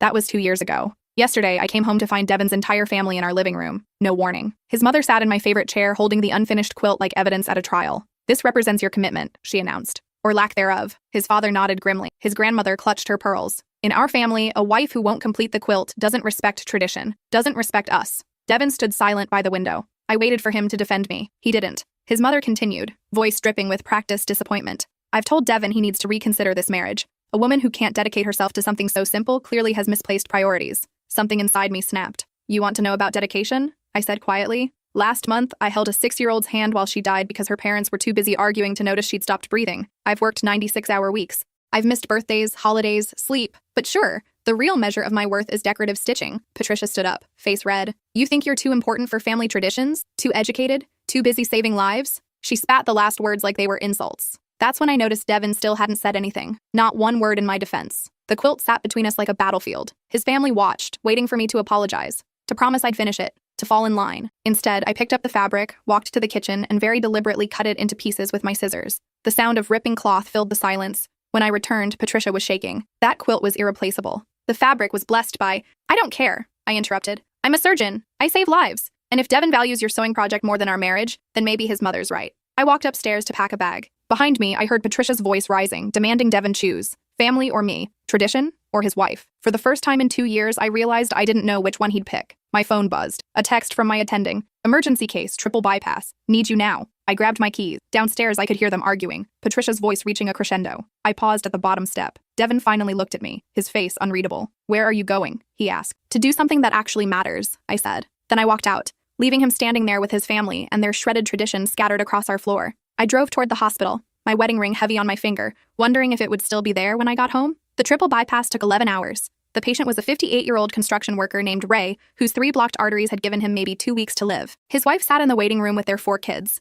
youngest barely 7. I scrubbed in at 11:47 p.m. and didn't leave the OR until almost noon the next day. Dr. Chen, my attending, let me take the lead on the mammary artery graft. My hands were steady even though I'd been awake for 31 hours straight, even though my marriage might be ending, even though somewhere across town my husband was choosing between me and a piece of fabric. None of that mattered when I had a scalpel in my hand. Ray's heart was a mess. Years of smoking, poor diet, and untreated hypertension had turned it into a ticking bomb. But we bypassed all 3 blockages, restored blood flow, and closed him up with minimal complications. When his heart started beating on its own again, strong and steady, I felt that familiar rush, the one that made everything else worth it. Dr. Chen clapped my shoulder as we stripped off our gloves. Beautiful work, Dr. Morrison. You have a gift. I thanked him, but my mind was already drifting. Morrison, my maiden name. I'd kept it professionally, but socially I was Dr. Thornwell now. Or was I? I checked my phone in the locker room. 17 missed calls, 12 from Devin, 5 from Patricia, 34 text messages I didn't have the energy to read, then 1 from my best friend Rachel. Are you okay? Devin called me looking for you, says it's urgent. I texted back, just finished surgery, patient stable, I'm fine. She replied immediately. That's not what I asked. I drove home at 1:00 p.m., still in my scrubs, smelling like antiseptic and exhaustion. Our driveway was empty. Devin's car was gone. I unlocked the front door and stepped into silence. The shredded quilt pieces were gone. The living room looked untouched. Like yesterday's confrontation had never happened. For a moment, I wondered if I'd imagined the whole thing, some stress-induced hallucination brought on by sleep deprivation. Then I saw the note on the kitchen counter. Devin's handwriting. Neat, careful letters I'd once found charming. I'm at my parents' house. We need to talk. Call me when you get this. Not, I love you. Not, I'm sorry. Just instructions to call him. I crumpled the note and tossed it in the trash. Then I pulled it back out, smoothed it flat, and stared at it for 10 minutes. Finally, I called. He answered on the first ring. Where have you been? Surgery, I said. A man needed a new lease on life. Seemed important. We've been worried sick. We? Silence. Your mother's there, isn't she? My whole family is here, he said carefully. After what happened yesterday, they wanted to make sure I was okay. I laughed. Actually laughed. You're okay? You stood there and let your mother insult me, demand you divorce me, and question my priorities. But you're the one who needs support? You destroyed a priceless family heirloom. It was fabric, Devin. Thread and cloth. Not a person. Not a life. It represented something. Yeah, I said. It represented 6 generations of women being controlled by your family's bullshit expectations. He was quiet for a long moment. Then, Mom wants an apology. Of course she does. And she thinks you should pay to have it restored. There's a woman in Vermont who specializes in... I hung up. He called back immediately. I sent it to voicemail. He called again. I turned off my phone. Then I went upstairs, fell into bed, and slept for 14 hours straight. When I woke up, it was 3 a.m. The house was dark and empty. My stomach growled. I couldn't remember my last meal. I went downstairs and made scrambled eggs, eating them standing at the counter in the dim light from the stove hood. That's when I noticed my wedding photo on the fridge. Devin and me, 2 years ago, smiling like idiots, his arm around my waist, my head on his shoulder. Patricia visible in the background, lips pressed into a thin line. I took the photo down and shoved it in a drawer. My phone had 43 new notifications. I scrolled through them with clinical detachment. Devin, we need to talk about this like adults. Patricia, your behavior yesterday was unacceptable. Devin deserves better. Devin's father. Young lady, you owe this family an apology. His grandmother. In my day, a wife knew her place. His aunt. Devin's always been too soft. Time someone put their foot down. His cousin. LOL, your meltdown is legendary. Mom won't stop talking about it. Only one message mattered. From Rachel. Whenever you're ready to talk, I'm here. I texted her back. Coffee tomorrow? 8 a.m.? I'll be there. I went back to bed but couldn't sleep. Instead, I lay there thinking about the construction worker whose life I'd saved. Ray. His wife had grabbed my hands in the recovery room, tears streaming down her face. Thank you, she'd whispered. Thank you for giving me more time with him. That was what mattered. That gratitude, that relief, that knowledge that my hands, my training, my sacrifice had given someone a second chance. Not stitches on a quilt, not Patricia's approval, not even Devin's love if it came with conditions. Rachel met me at our usual coffee shop. She took one look at my face and ordered 2 large lattes and a chocolate croissant before I could say a word. You look like death, she said, sliding into the booth across from me. 11-hour surgery followed by marital crisis. It's been a week. Tell me everything. So I did. The ambush, the quilt, Patricia's ultimatum, Devin's silence, the scissors, all of it. Rachel listened without interrupting, her expression shifting from shock to anger, to something like admiration. When I finished, she said, "Good for you." What? I'm serious. I've been waiting 2 years for you to stand up to that woman. She's been undermining you since day one.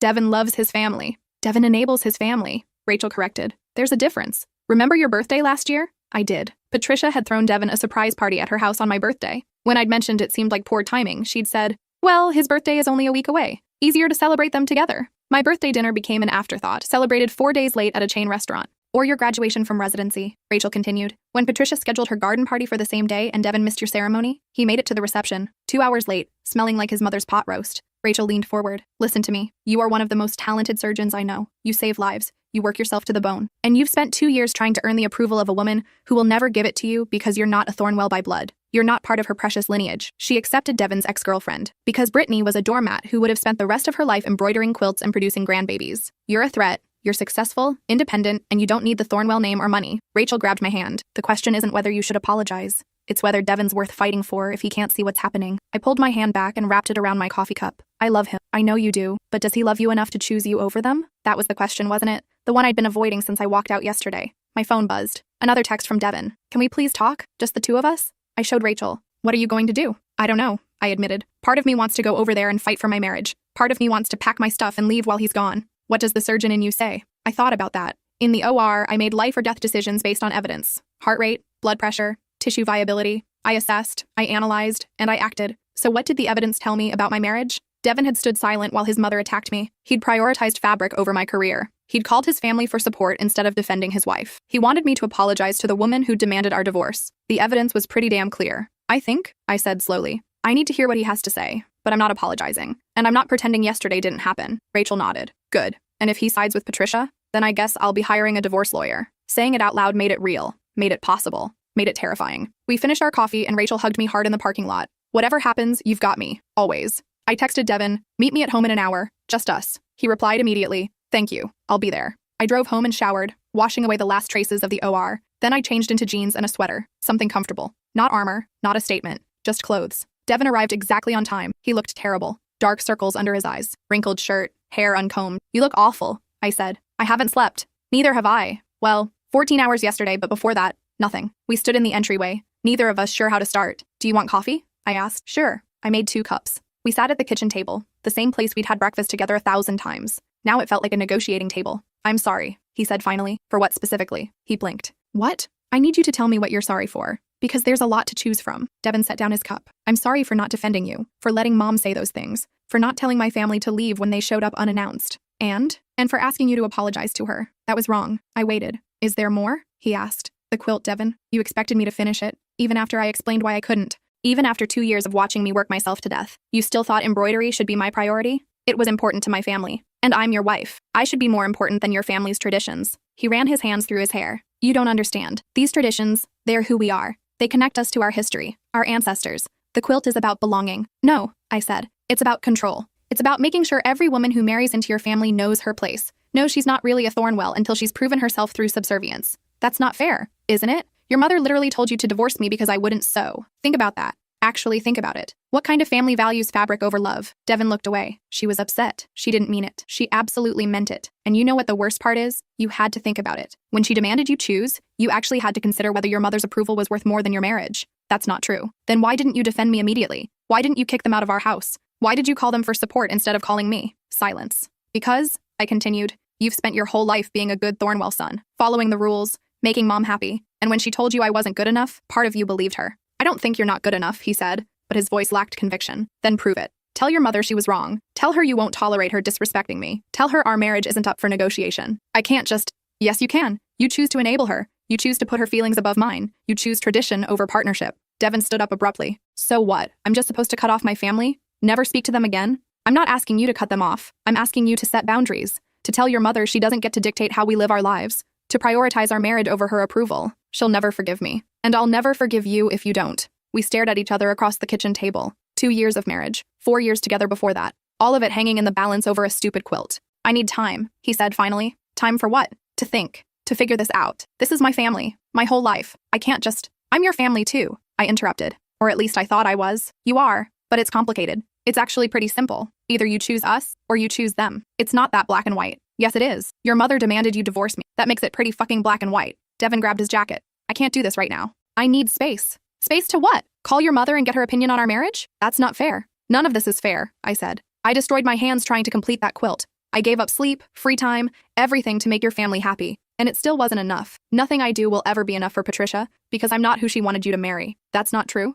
Yes, it is. She wanted Brittany, the woman who started the quilt, and actually enjoyed it. Who would have given you 3 kids by now and spent her days volunteering for the Historical Society? Instead, you married a surgeon who saves lives instead of embroidering pillows. And your mother will never forgive you for that choice. Devin's hand was on the doorknob. I need a few days to clear my head. Where are you going? My parents' house. Of course he was. Fine, I said. Take all the time you need, but understand something, Devin. I'm not waiting forever. I'm not going to spend the next 30 years begging for your mother's approval. Either you're my husband, or you're Patricia's son. You can't be both. He left without another word. I sat at the kitchen table for 2 hours after he drove away. Then I went to the hospital for my shift. Work was the only thing that made sense anymore. The next 3 days passed in a blur of surgeries and consults. I threw myself into every case with single-minded focus. A 72-year-old woman with a faulty valve. A teenager with a congenital defect. An emergency bypass on a diabetic patient who'd ignored his symptoms for months. I didn't think about Devin. Didn't check my phone except for hospital calls. Didn't let myself feel anything except the steady concentration required to hold a human heart in my hands. On the 4th day, Dr. Chen called me into his office. Sit down, he said. I sat, wondering if I'd screwed up a procedure,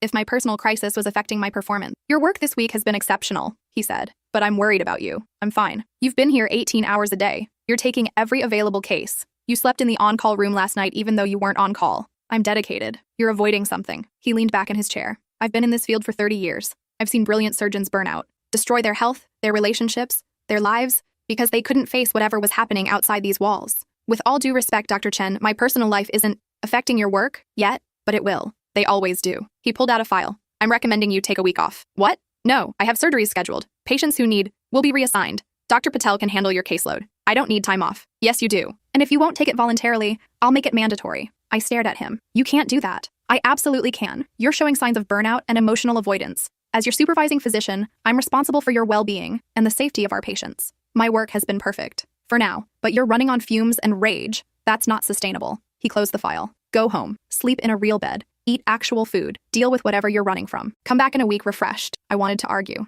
To insist I was fine. But he was right and we both knew it. 1 week, I said. 1 week, starting now. I cleaned out my locker and drove home, arriving at 2 p.m. on a Thursday. The house was still empty, still silent, still a monument to a marriage that might be over. I checked my phone. Devin had texted twice. Monday. Still processing everything. Hope you're okay. Wednesday. Can I come by this weekend to get some clothes? Not, I miss you. Not, I love you. Not, I'm fighting for us. Just logistics. I texted back, I'm off work for a week. Come by whenever. He replied, Saturday morning, okay? Fine. I spent the next 2 days cleaning the house, scrubbing floors, organizing closets, throwing away expired food and ancient condiments. Physical work that exhausted my body and numbed my mind. Friday night, Rachel came over with wine and Thai food. You're off work for a whole week and you spent it cleaning? She looked around at the spotless kitchen. This is either therapeutic or concerning. Therapeutic, I lied. Bullshit, you're spiraling. I'm coping. You're avoiding. She poured 2 generous glasses of wine. Has Devin made a decision yet? He's coming tomorrow to get clothes. I assume that means he's chosen Patricia. You don't know that. He's been at his parents' house for 4 days. That pretty much says everything. Rachel was quiet for a moment. What are you going to do if he asks for a divorce? Sign the papers, I said. I'm not fighting for someone who won't fight for me. And if he wants to work things out, that was harder to answer. Then he needs to set real boundaries. Not promises. Not good intentions. Actual, enforceable boundaries with consequences. Such as, no more family ambushes. No more Patricia disrespecting me. No more choosing their approval over our marriage. That's reasonable. It's also probably impossible. Devin's been programmed since birth to prioritize family above everything else. I don't think he's capable of change. People surprise you sometimes. Yeah, I said. Usually not in good ways. We drank wine and ate pad thai and watched terrible reality TV until midnight. Then Rachel hugged me goodbye and made me promise to call her after Devin's visit. Saturday morning, I woke up at 6 a.m. despite having nowhere to be. Old habits from residency. I made coffee and sat at the kitchen table waiting. Devin arrived at 9 a.m. sharp. He knocked on his own front door. I let him in. Hey, he said. Hey. We stood there awkwardly. Strangers in our own home. I'll just grab some clothes, he said. Won't take long. Take your time. He went upstairs. I heard drawers opening and closing, the sound of a suitcase zipper. When he came back down 20 minutes later, he was carrying 2 large duffel bags. Is that everything you need? I asked. For now. For now. Not. I'm coming back. Not.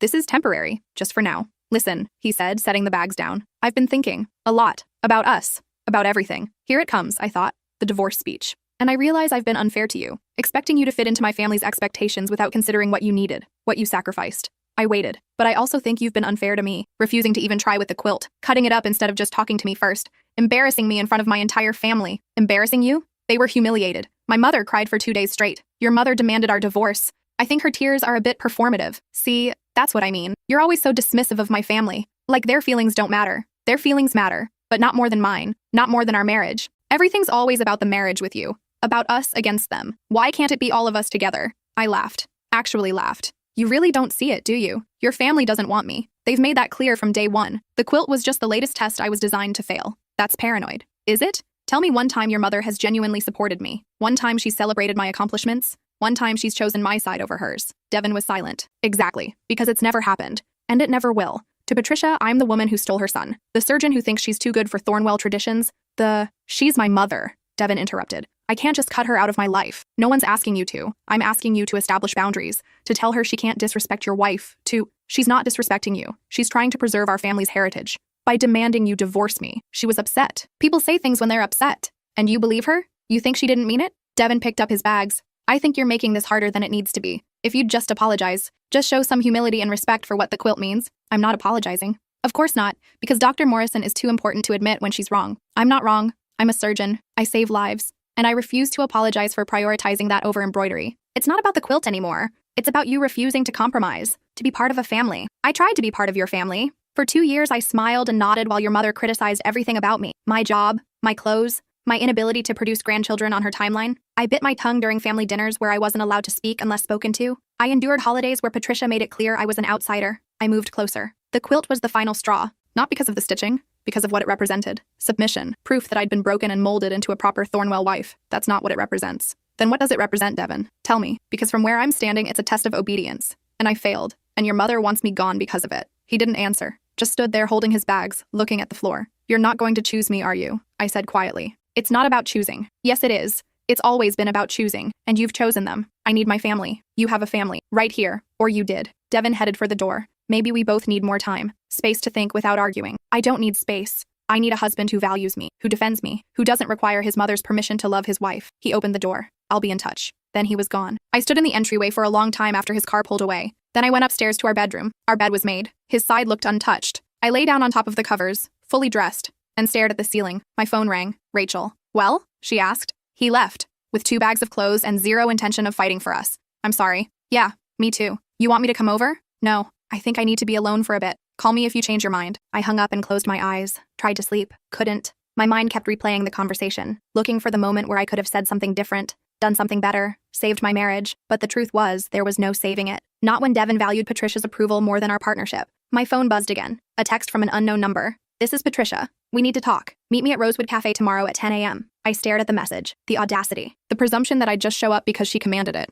I started to type a refusal, then stopped. Maybe it was time to hear what she had to say. Not to apologize, not to grovel, but to set my own boundaries, to tell her exactly what I thought of her and her precious traditions. I texted back, I'll be there. Her reply was immediate. Good. Don't be late. Rosewood Cafe was Patricia's territory. Upscale. Expensive. Full of women who lunched and gossiped and judged. I arrived at 9:55 a.m. in jeans and a sweater, deliberately casual among the designer dresses and pearl necklaces. Patricia was already seated at a corner table, dressed like she was attending a gala. She looked up as I approached, her expression unreadable. You came, she said. You summoned. Sit down, I've ordered tea. I sat. A server appeared immediately with a pot of Earl Grey and delicate china cups. Patricia poured with practiced elegance, her movements precise and controlled. I'll get straight to the point, she said. I want you to divorce my son. I laughed. Actually laughed. At least you're honest. This isn't a joke. Devin is miserable. He's been miserable since he married you. Funny. He seemed pretty happy until you demanded we divorce over fabric. The quilt represents... I know what it represents. Control. Obedience. Proof that I've been properly domesticated. Patricia's jaw tightened. It represents family, legacy, connection to something larger than yourself. It represents 6 generations of women being bullied into submission. Those women were proud to honor tradition. Were they? Or did they just not have a choice? Patricia set down her teacup with a sharp click. You've always thought you were better than us. Too educated, too accomplished, too important to care about family. I care about family. I just don't care about performative traditions designed to put women in their place. Everything is feminist liberation with your generation. No respect for history. No understanding of sacrifice. I understand sacrifice. I work 60-hour weeks saving lives. I miss holidays, skip meals, sleep 4 hours a night. But sure, tell me more about sacrifice while you sip tea in your designer dress. Patricia's face flushed. You're just like your mother. Common, ungrateful, unsuitable. Excuse me? I looked into your background before Devin proposed. Your mother was a waitress. Your father worked construction. You're from a family of nobodies who got lucky with a scholarship. And you're from a family of snobs who think bloodlines matter more than character. They do. Breeding, education, social standing. These things matter. Not to me. That's obvious. Patricia leaned forward. Devin deserves someone who understands his world, who can host dinner parties and raise proper children, who knows which fork to use and how to speak to people of quality. People of quality, I repeated. You mean people with money and connections and the right last name? Yes, exactly. Devin needs a wife who can help him succeed, not some surgeon who puts her career above her husband. I put my career above embroidery. There's a difference. Is there? Because from where I sit, you've made it very clear that Devin will always come second to your job. And you've made it very clear that I'll never be good enough for your son no matter what I do. Patricia smiled. It didn't reach her eyes. At least we understand each other. So this is it? You summoned me here to tell me to leave him? I summoned you here to offer you a deal. I waited. Divorce Devin quietly. No drama. No fighting. No taking half his inheritance. In exchange, I'll give you $200,000. I stared at her. You're trying to buy me off. I'm offering you a fresh start. You clearly don't want to be a Thornwell. This gives you an easy exit. And if I refuse, then I'll make your life miserable. I have connections, friends in the medical community, the hospital board. One word from me and your career trajectory could face some unexpected obstacles. You're threatening me? I'm explaining reality. Devin is my son. I will do whatever necessary to protect him from a disastrous marriage.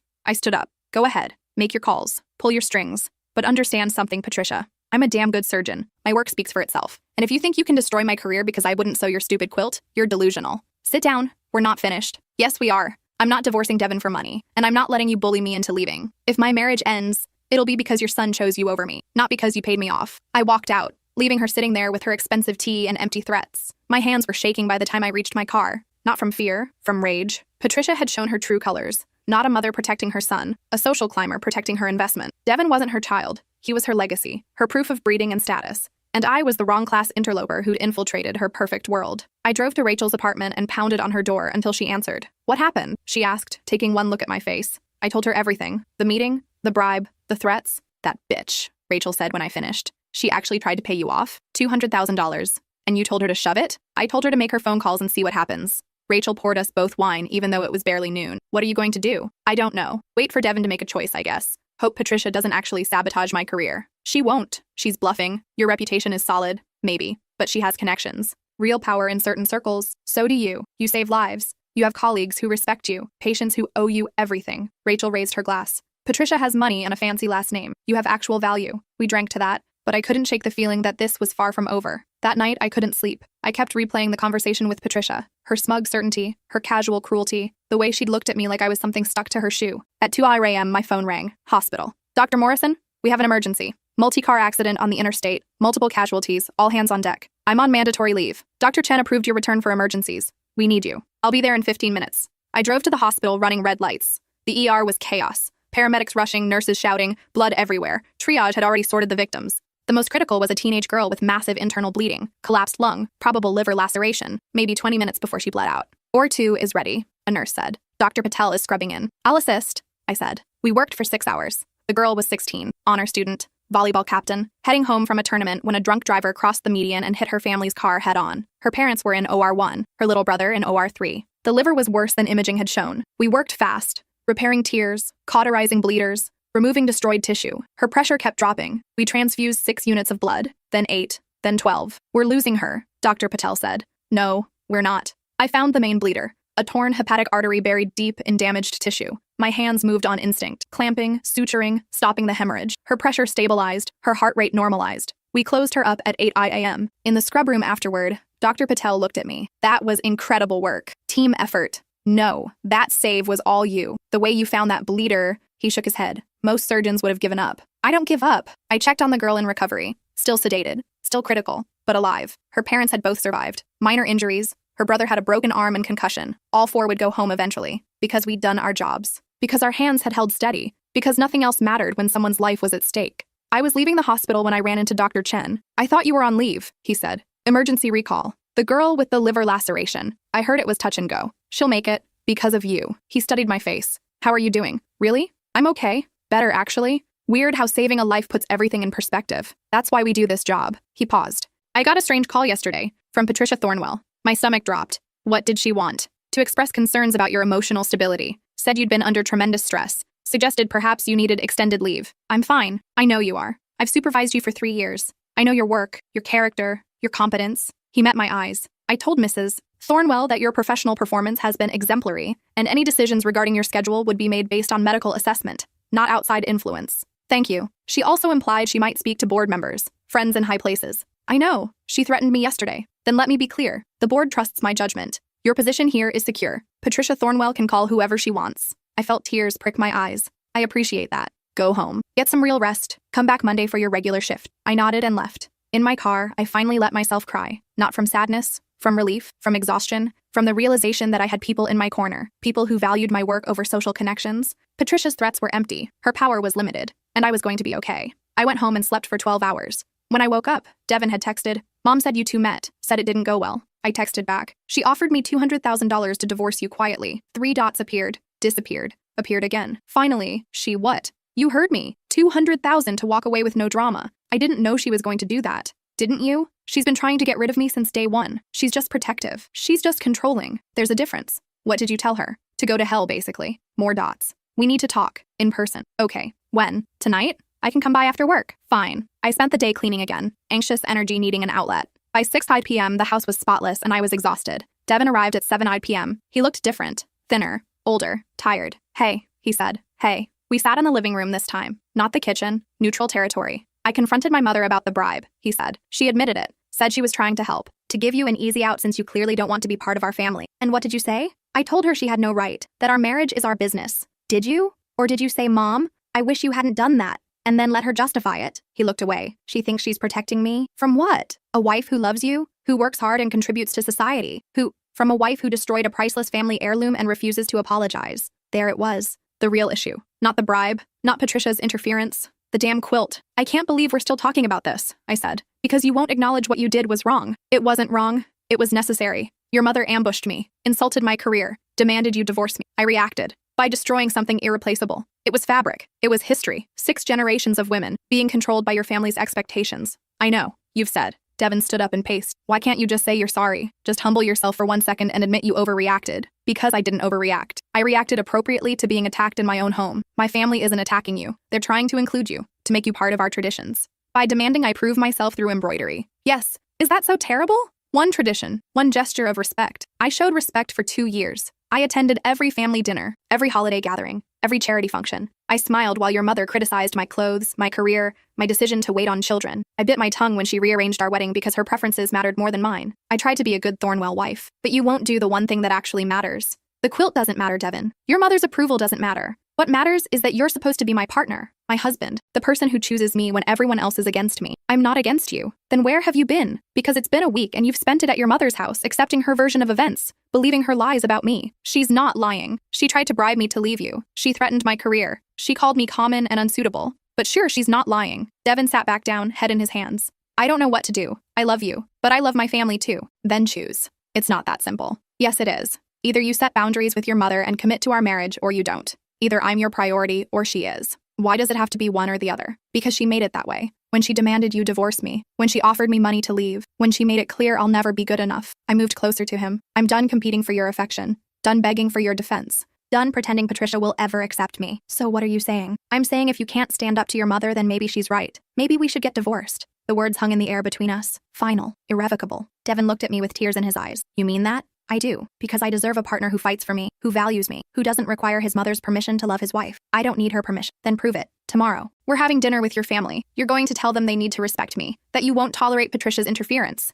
that our marriage isn't up for debate. I can't just..." "Yes, you can. Or you can pack the rest of your things and move back into your childhood bedroom permanently. That's not fair. None of this is fair, but it's where we are." Devin stood up. "I need to think. No more thinking, no more time, no more running to mommy for guidance. You decide right now, me or her." "I can't." "Then we're done." I walked to the front door and opened it. "Goodbye, Devin." He stared at me, shocked. "You're serious? Completely? Just like that? You're giving up on us?" "I'm not giving up. I'm refusing to fight a battle you won't help me win. I'm choosing my self-respect over your family's approval. I'm done." Devin walked to the door, paused. "I love you. I love you too. But that's not enough anymore." He left. I closed the door and leaned against it, waiting for tears that didn't come. Just numbness. Just the hollow feeling of watching something die. My phone rang. "Rachel, how'd it go?" "I think I just ended my marriage." "Oh, honey, I'm coming over." "You don't have to." "I'm already in the car." She arrived 20 minutes later with ice cream and chocolate and every rom-com in her Netflix queue. We watched Hugh Grant stammer through declarations of love while I ate Ben & Jerry's straight from the container. "You did the right thing," Rachel said during our third movie. "Did I? Maybe I should have compromised, tried harder, been more patient." "You've been patient for 2 years. How much more should you give?" "I don't know. However much it takes to save my marriage?" "That's not how it works. Relationships require both people to compromise. You've been the only one bending." "He loves me though. I know he does. But he loves his mother's approval more." And until that changes, you'll always come second. We fell asleep on the couch sometime after midnight. When I woke up at 6 a.m., Rachel was gone but had left a note. Called in sick for you today. Rest, eat, breathe, call me later. I stayed in bed until noon, then forced myself to shower, to eat something, to function like a human being. My phone buzzed. Devin. I told my family we need to talk. Tonight at 6. Their house. Will you come? My first instinct was to refuse, to protect myself from more humiliation, but something made me type. I'll be there. Thank you. I spent the rest of the day preparing, not physically, mentally, building walls, expecting the worst, ready to hear that Devin had chosen them over me. At 5:45 p.m., I drove to the Thornwell estate. Massive house on 3 acres, pool, tennis court, guest house, everything Patricia loved to show off. Devin met me at the door. Thank you for coming. Is your whole family here? Just my parents and grandmother. Great. The holy trinity of judgment. We walked into the formal dining room. Patricia sat at the head of the table, regal as a queen, Devin's father beside her, expression unreadable. His grandmother in the corner, clutching her purse like I might steal it. Sit down, Patricia said. I sat. Devin sat beside me. His hand found mine under the table and squeezed. I'm glad we could all gather, Patricia began. There are some things that need to be said. Here it comes. The final ultimatum. But Devin spoke first. Actually, Mom, I have something to say. Patricia raised an eyebrow. Go ahead. Devin took a deep breath. I've spent the last week thinking about everything that's happened. The quilt, the fighting, your offer to pay her to leave. I was trying to help. You were trying to control my life, like you always do. Silence. Patricia's face went white. Devin, his father started. No, Dad. I need to say this. Devin turned to his mother. I love you. You're my mother and I always will. But the way you've treated my wife is unacceptable. I've been nothing but welcoming. You've been critical and condescending since the day we got engaged. You've questioned her career, her priorities, her worth, and when she couldn't complete the quilt because she was saving lives, you demanded I divorce her. That quilt represents, I don't care what it represents. It's a piece of fabric. She's my wife. I squeezed his hand. He squeezed back. Then she destroyed it, Patricia said, deliberately, maliciously. After you ambushed her in her own home, after you insulted her career, after you told me to end our marriage. Devin's voice was steady, strong. She reacted to being attacked. And I should have defended her then. I should have kicked you out immediately. We're your family, his grandmother said. Your blood. So is she. She's the family I chose. The person I promised to build a life with. And I've been failing her by putting your feelings above hers. Patricia stood up. I won't be spoken to this way. Not in my own home. Then I'll leave. Devin stood too. But understand something first. My marriage isn't up for negotiation. My wife doesn't need your approval. And if you continue to disrespect her, you'll lose me too. You don't mean that? Patricia said, but her voice shook. I absolutely mean it. I've spent 32 years being the good son, following your rules, living up to your expectations. But I'm married now. My wife comes first. Not tradition, not family pressure, not your approval. I couldn't believe what I was hearing. This was the man I'd married, the man I'd hoped existed under all that programming. If you make us choose, Devin continued, I choose her, every time, without hesitation. Patricia sat back down, looking genuinely shocked. After everything we've given you, I'm grateful for it all, but I won't sacrifice my marriage to make you happy. I won't demand she apologize for defending herself. I won't let you bribe her to leave. I won't tolerate any more interference in our lives.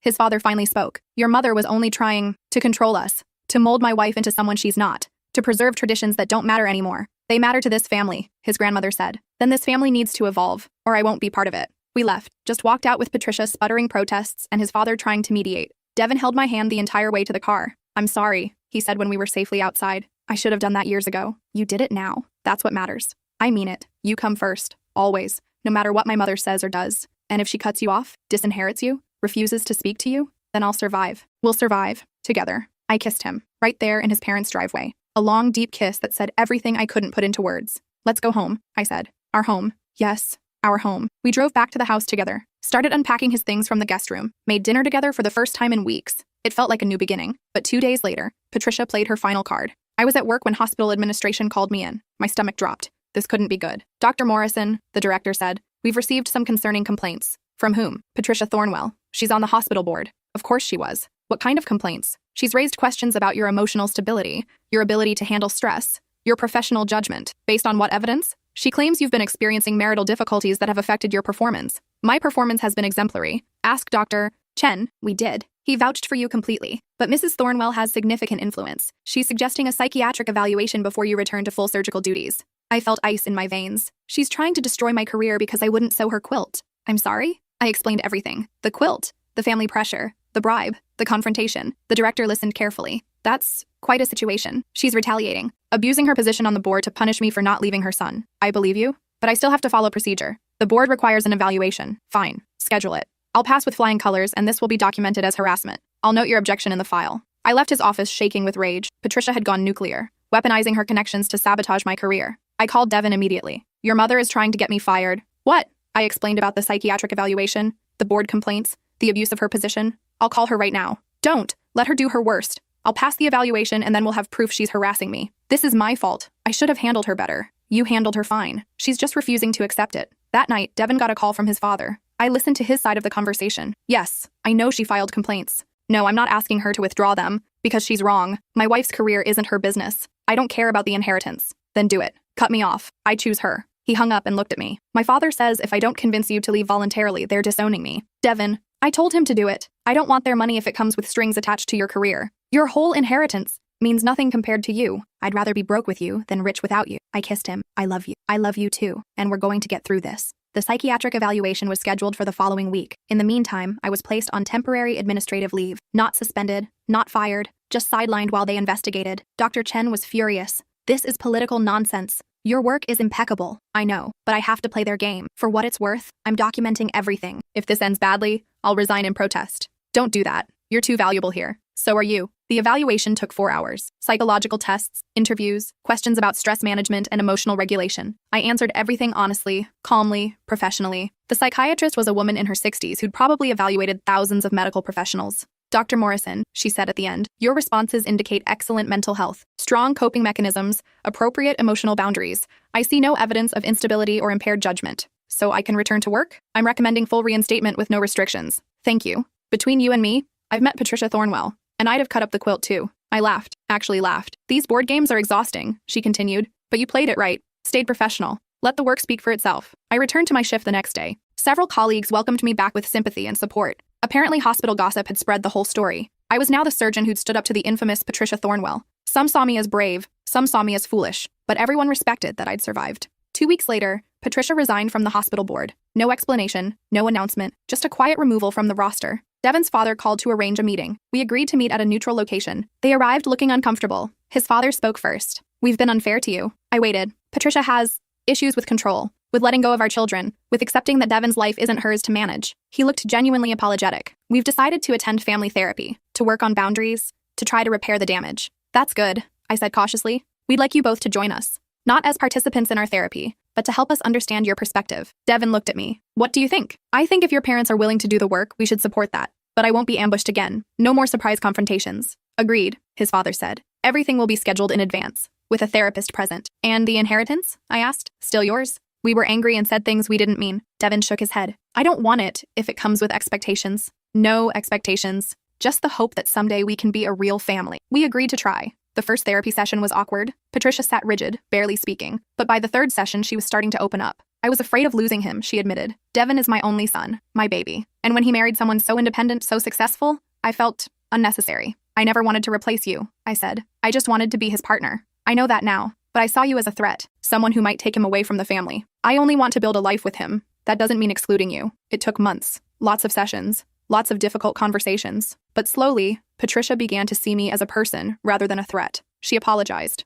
Really apologized. For the quilt demand, for the bribe, for the career sabotage. I was cruel, she said, and wrong. You're an exceptional person. You save lives. You love my son, and I should have celebrated that instead of trying to destroy it. Thank you, I said. We'd never be best friends, never have the mother-daughter relationship some women enjoyed, but we found a way to coexist peacefully. She even attended one of my surgeries, stood in the observation gallery and watched me perform a complex valve replacement. Afterward, she hugged me. I understand now, she whispered, why you couldn't do the quilt. Your hands save lives. They're too important to waste on embroidery. That Christmas, Patricia gave me a gift, not fabric, not a quilt pattern, a donation to the hospital's cardiac research fund, in my name, for the surgeon who taught me what really matters. The card read. Devin and I renewed our vows on our 3rd anniversary. Small ceremony, just close friends and family. Patricia attended with genuine happiness. No ulterior motives, no hidden agendas, just a mother celebrating her son's marriage. During the reception, she pulled me aside. I have something for you, she said. She handed me a small box. Inside was a silver necklace. Delicate, simple, beautiful. It belonged to Devin's great-great-grandmother,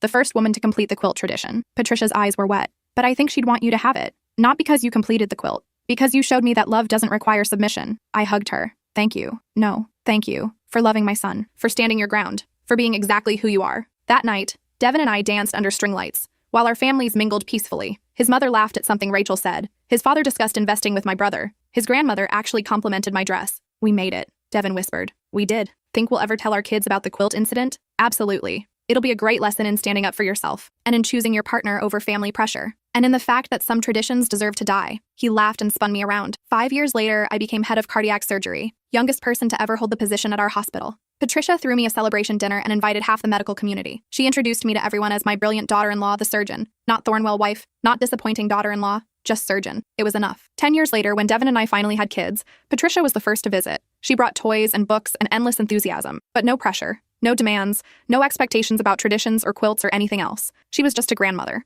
excited to meet her grandchild. Our daughter's name is Rachel, after my best friend who'd stood by me through everything. Patricia didn't even suggest a family name, just cooed over the baby and promised to babysit whenever we needed. One night, after putting Rachel to bed, I found Devin in the nursery. "What are you thinking about?" I asked. "That quilt. How close we came to losing everything over fabric." "It wasn't about the fabric. I know. It was about control. About me learning to be a husband instead of just a son. You figured it out eventually, thanks to you refusing to back down." I sat beside him. I think about that day a lot, walking out with the hospital, wondering if my marriage would survive, not knowing if you'd choose me. "I almost didn't," he admitted. "I was so conditioned to put family first, to value tradition, to seek approval." "What changed?" "I realized you are my family, my tradition. The only approval I needed was yours." We sat in silence, watching our daughter sleep. "Do you regret it?" he asked. "The fight? The drama? The almost divorce?" "No, because it made us stronger. Made us real partners instead of two people living parallel lives." Mom asked me the other day if I ever wish you'd done the quilt. What did you tell her? That I'm glad you didn't. Because if you had, I never would have learned what really matters. I would have stayed a child pretending to be a husband.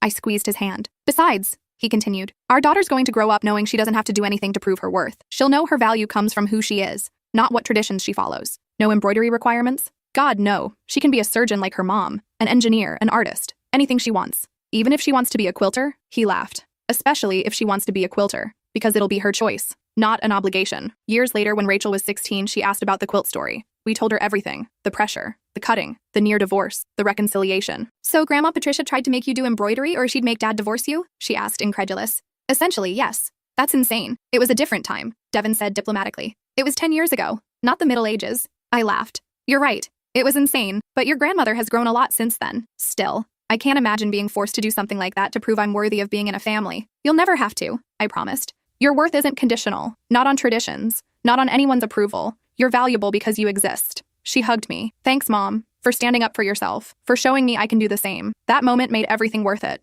The fights, the tears, the uncertainty. All of it had led to raising a daughter who knew her own value. Patricia passed away when Rachel was 20, cancer, swift and merciless despite the best medical care. We were with her at the end, Devin holding one hand, me holding the other. "Thank you," she whispered in her final hours, "for teaching me what love really means." "Rest now," I said. "We've got it from here." She smiled and closed her eyes. At her funeral, dozens of women spoke about her charity work, her social contributions, her dedication to preserving history. They talked about the quilts she'd made, the traditions she'd upheld, the legacy she'd left. But when it was my turn to speak, I talked about the woman who'd learned to change, who'd admitted her mistakes, who'd chosen growth over pride. "Patricia Thornwell was a formidable woman," I said. "Strong-willed, opinionated, uncompromising in her beliefs, until she learned that real strength comes from flexibility. Real power comes from admitting when you're wrong. Real love means accepting people as they are, not as you want them to be." I looked at Devin, at Rachel, at the family we'd built despite the odds. "She gave me the greatest gift," I continued. "Not fabric or jewelry or money. She gave me the gift of seeing someone change, of watching pride transform into humility, of witnessing a mother learn that her son's happiness mattered more than her expectations."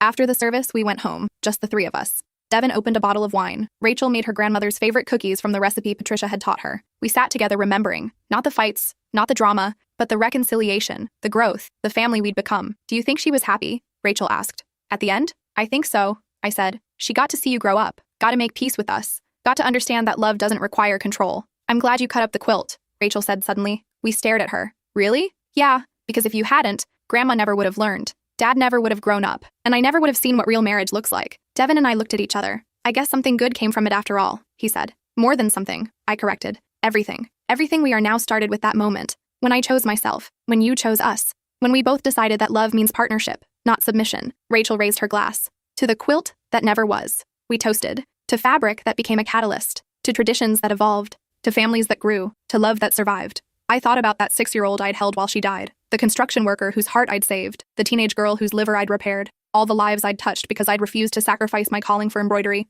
Every patient mattered. Every surgery mattered. Every choice to prioritize my work over arbitrary traditions had led to someone getting a second chance. That was my legacy. Not a quilt with 847 stitches, but lives saved, hearts mended, futures restored, and a daughter who knew that her worth came from within, not from what she could do for others. not from traditions she upheld, but from simply being herself. That night, after Rachel went to bed, Devin and I sat on our porch watching the stars. "Do you ever wonder what would have happened if you'd finished the quilt?" he asked. "Sometimes. I think I would have resented you, resented your family, eventually resented medicine because I'd sacrificed so much for approval that never came. We would have divorced eventually, probably, once the resentment built up enough. So really, cutting it up saved our marriage. In the most dramatic way possible," he laughed. "Very on brand for you. Hey, I'm a surgeon. When I make a cut, I commit." We sat in comfortable silence. 15 years of marriage, 15 years of choosing each other, 15 years of building something real. "I'm glad you didn't follow the tradition," Devin said finally. "Me too. And I'm glad I finally chose you over them. You always did, eventually. You just needed time to realize it." He pulled me close. "No more time. No more choosing. You're my priority. Always have been. Always will be." I leaned against him, grateful for the journey, the fights,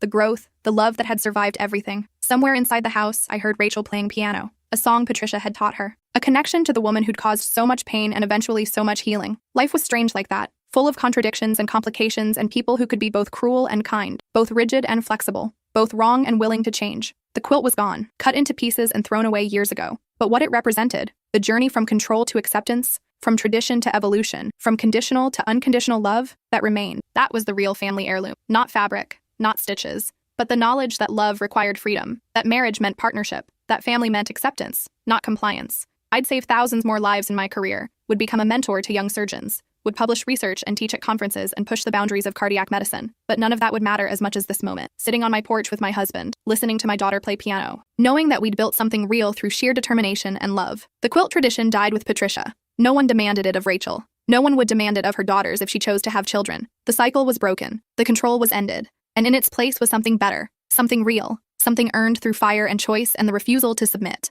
"I love you," Devin whispered. "I love you too." And that was all the tradition we needed.